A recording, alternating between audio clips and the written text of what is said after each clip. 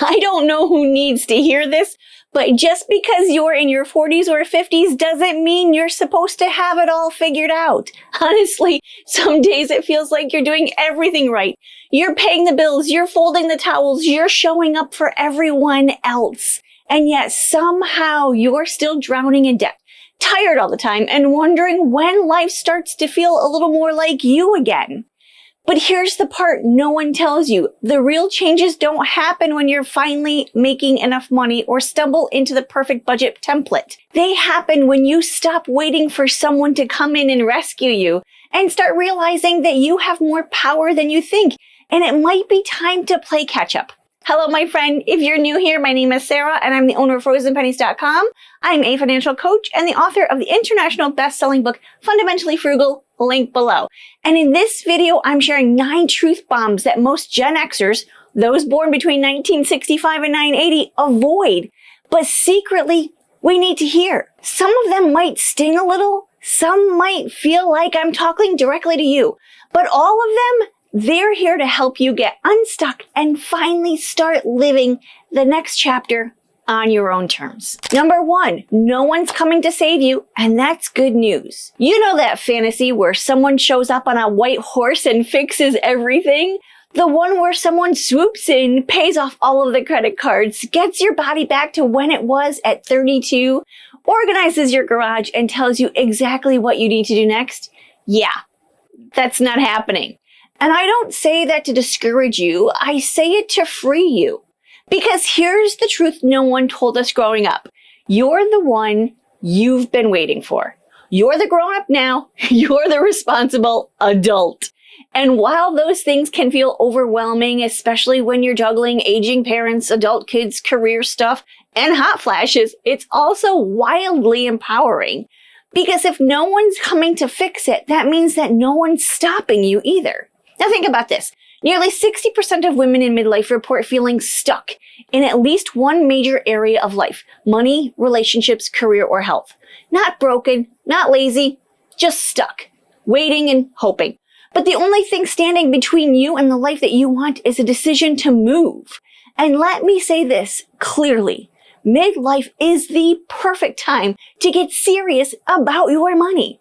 It's not too late to get out of debt. It's not too late to start building savings. It's not too late to catch up on retirement. You're smarter now. You've lived through the mistakes, and you're in the perfect position to make powerful, lasting changes. Creating a budget now, even a basic one, can help you see where your money's going and start telling it where to go instead. If you're ready to start, I've got a free budget planner, link below. It's a simple, practical, and designed for real women with real lives, not those perfect Pinterest moms. It's helped thousands of women already, and it might be exactly what you need to finally feel in control. You don't have to overhaul your life by Friday. You just have to start. Cancel one unused subscription. Walk for 10 minutes. Say no to something that drains you. Now, if you want to explore this idea further, I talk about this extensively in my book.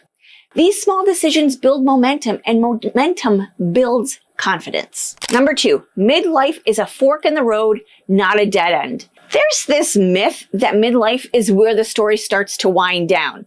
Like the exciting part already happened and now you're just managing decline. That's the message we get, right? From commercials, from pop culture, even from people around us. Just hang in there until retirement. But I don't buy it.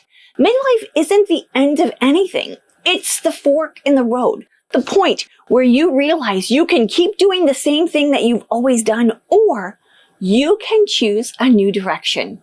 It's your plot twist moment, not a crisis, a chance to rewrite. And maybe that shift starts with your money. Maybe you've been stuck in survival mode, living paycheck to paycheck and avoiding your bank app, swiping your card and hoping it clears. But you don't have to stay there. You could pivot, get out of debt, build a savings buffer, even start a little side hustle that funds your dreams instead of draining them. And here's the best part. Women in their 40s and 50s are already doing this. A 2023 study by AARP found that nearly 40% of midlife women are actively pursuing career changes, creative passions, or side hustles. Not because they have to, but because they want more. Now, my friend Shannon has a podcast called Second Act Success.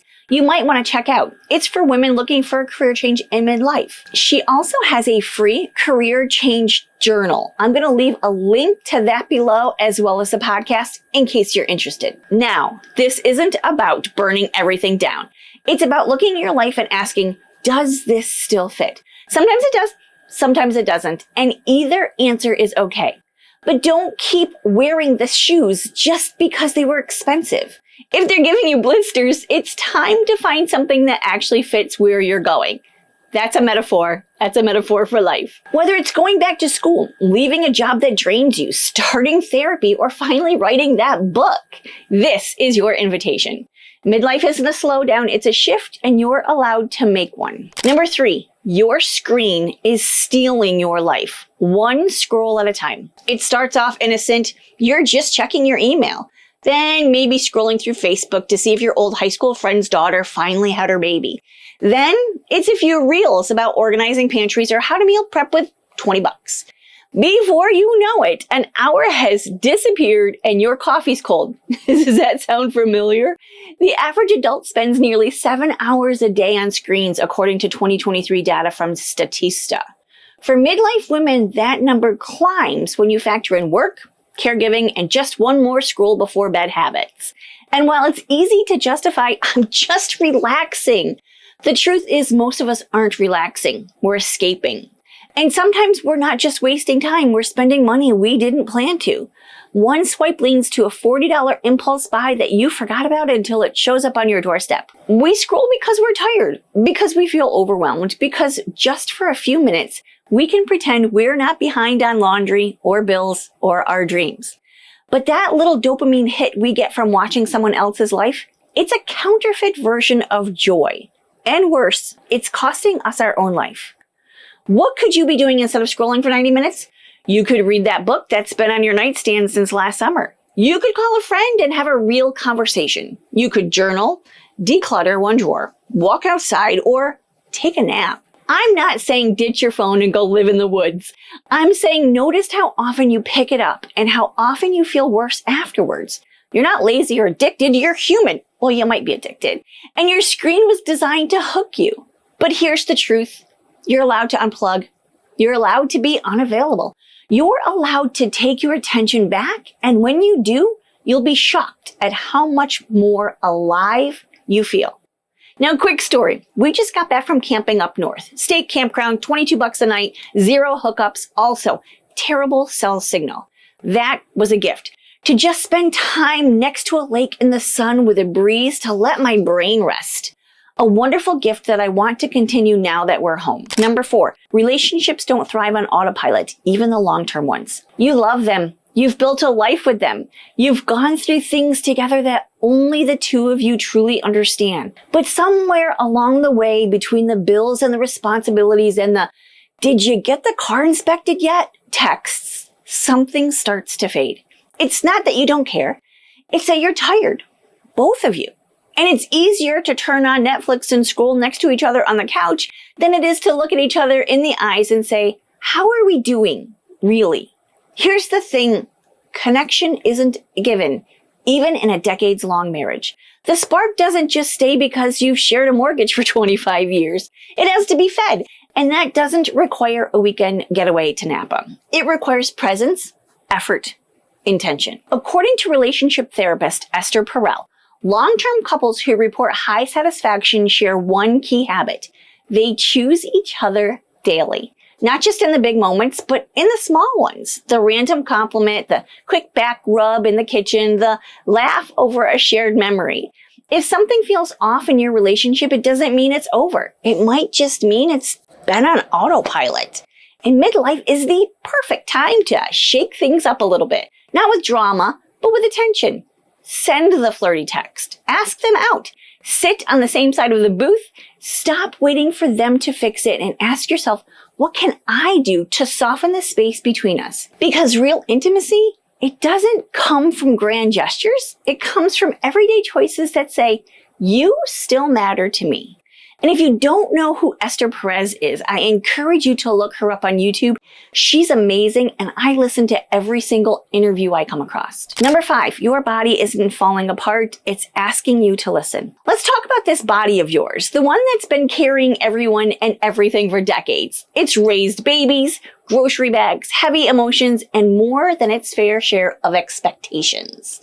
So if it's slowing down, creaking a little, or getting a bit softer in the middle, can we stop treating it like it's broken? You're not broken. You're just changing. Midlife isn't the beginning of the end. It's the beginning of something new. Your body is talking louder now than ever. It's giving you signals it maybe didn't before. The bloating, the 2:30 p.m. crash, the joint pain, the weird insomnia that shows up like an uninvited guest at bedtime. It's not random. It's communication. In fact, according to the Cleveland Clinic, hormone shifts during perimenopause and menopause can impact everything from your digestion to brain fog. You're not imagining it, but you are allowed to respond with care instead of criticism. This is the moment to get curious, not cruel. Ask your body what it needs. Maybe it's less sugar and more water. Maybe it's more protein and a walk instead of punishing cardio. Maybe it's rest or movement or simply a slow morning. You don't have to chase a 25-year-old version of yourself. That woman was beautiful, and so are you. But you don't need her metabolism or her bikini to feel strong and vibrant again. What you do need is to stop fighting with your body and start partnering with it. Your body isn't your enemy. It's your teammate. And after everything it's done for you, it's asking, maybe begging, for a little care in return. Number 6, being cool is expensive, exhausting, and not worth it. Let's be honest. Saying on trend these days feels like a full-time job, one that costs too much and pays you back in stress. One week it's quiet luxury, the next it's coastal cowgirl aesthetic. And now you need a mushroom coffee and a $60 Stanley tumbler to drink water the right way? My friend, no. Midlife is the perfect time to unsubscribe from all of that. You've earned the right to define your own version of cool. Not because you're too old to care, but because you're finally wise enough not to. Trying to keep up with trends isn't just exhausting, it's expensive. A recent Lending Tree survey found that nearly 47% of adults have gone into credit card debt trying to keep up with lifestyle expectations. And for what? Half the people we're trying to impress aren't even noticing, or they're too busy trying to keep up themselves. You don't need to follow the trends. You don't need another pair of boots that pinch your toes but look cute on a stranger. You don't need matching kitchen canisters from TikTok. What you need are things that work for your actual life. Cool is knowing your budget and sticking to it. Cool is wearing the sweater that makes you feel cozy and feminine, not the one that scratches and costs more than your electric bill. Cool is walking into a room and not apologizing for your laugh lines, your comfy shoes, or your $3 lip balm. The truth is, confidence never goes out of style, and neither does common sense. So the next time you're tempted to spend money chasing someone else's version of put together, ask yourself, what would the most authentic version of me doing? That's your trend. Follow it. Number 7, convenience is quietly costing you your peace. Now let's talk about convenience, the thing that we swear we need to survive, but that might actually be draining us more than helping. DoorDash, drive-thrus, one-click Amazon orders, grocery delivery, instant everything. On the surface, these things feel like lifesavers, and sometimes they are. I'm not here to shame you for ordering takeout on a Tuesday when you've had a long day and the dog threw up on the rug. But here's the part we don't always admit. The more we rely on convenience, the more disconnected and overwhelmed we actually feel, and the more expensive it gets. Convenience isn't neutral. It's sometimes a cost, and not just financially, though that's a big one. The average American spends over $2,500 a year on food delivery alone. It costs us presence. It costs us peace. It chips away at the rituals that ground us. Remember when making a pot of coffee used to feel like a quiet moment to yourself? Now it's a drive-through habit that costs over $5 and barely registers. What if you slowed that moment back down? What if you prepped dinner on Sunday and made your kitchen feel like a space that you want to be in, not just a chore zone? What if you skipped the Target run and took 10 minutes to plan out what you actually need instead of impulse buying another $12 candle? You don't need to go full pioneer woman here, but you can start questioning whether speed is helping or just speeding up your stress. Now, convenience isn't evil, but when it comes to the default, we lose something: our rhythm, our rituals, our power. You don't have to do everything the hard way, but maybe, just maybe, doing the intentional way brings you something money can't buy. Like peace, like purpose, like a life that actually feels like yours. Number 8, you're not behind, but you can't stay here. It's so easy to look around and feel everyone else has more figured out. Your sister just paid off her house. Your neighbor's retiring next year. Your friend from college seems to be aging in reverse and somehow runs marathons now. And here you are, tired, overwhelmed, with half a budget scribbled in a notebook, wondering if you missed your shot. But let me tell you something, you are not behind. You are not too late. You are not a failure. You're just in the middle. And the middle is really messy for everyone. You're just close enough to see what you want, but still far enough that it feels out of reach. Here's the truth though, you don't need to have it all figured out, but you do need to move. Because even though you're not behind, you can't afford to stay stuck. Want to feel better in your body? Take a walk today, not tomorrow, not when your schedule clears up, but today. Want to get out of debt? Open your bank app and look. Yes, actually look at where your money is going.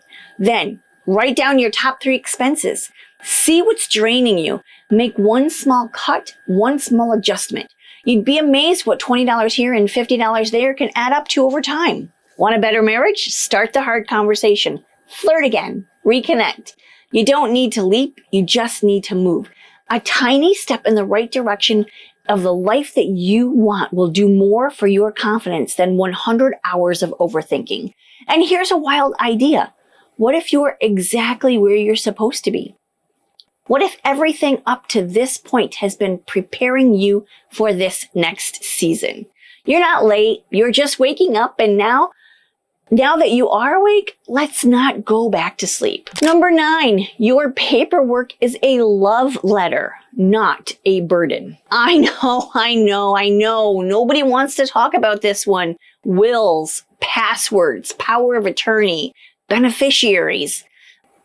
It's uncomfortable. It's overwhelming. And frankly, it feels like something we can just deal with later. But later has a habit of sneaking up on us. The truth is, getting your paperwork in order isn't morbid. It's not about obsessing over worst case scenarios. It's about showing up for the people you love in the most grounded, generous, responsible way that you can. Because if something happens to you tomorrow, would your spouse or kids know where the bank accounts are? The insurance details? Would they know what your wishes are for medical care? Who to call? What to do? Most people don't. In fact, according to a 2024 Caring.com study, only 34% of adults in the US have an estate plan. And that number is even lower for women. Not because we don't care, but because we're busy, overwhelmed, and frankly, kind of scared to look closely at it. But here's what I've learned. Getting this stuff in order isn't a chore. It's kindness. It's love. It's a way of saying, even if I'm not here, I've still got you. Start with one thing. Create a binder. Write down your online logins. List your accounts. Appoint someone you trust. Make a basic will. There are free templates online if hiring a lawyer isn't an option right now.